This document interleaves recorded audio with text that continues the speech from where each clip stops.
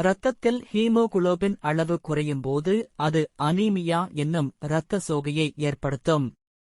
குறிப்பாக பெண்களுக்கு இந்த இரத்த சோகை பிரச்சினை அதிக அளவில் பாதிக்கிறது. இதை சரிசெய்ய இரும்புச்சத்து மாத்திரைகள், சப்ளிமெண்ட்டுகள் என எடுத்துக்கொள்வார்கள். ஆனால் சில பழங்களை மட்டும் தினமும் சேர்த்துக் கொண்டாலே இரத்தத்தில் ஹீமோகுளோபினை அதிகரிக்கச் செய்ய முடியும் என்பது உங்களுக்கு தெரியுமா? ஆம், பின் வரும் இந்த பழங்களை சாப்பிட்டாலே ஹீமோகுளோபின் கிடுகிடுன்னு உயரும்.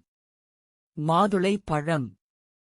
மாதுளை பழத்தில் அதிகப்படியான இரும்புச்சத்து, வைட்டமின் சி, ஆன்டி ஆக்சிடென்ட்டுகள் ஆகியவை நிறைந்திருக்கின்றன.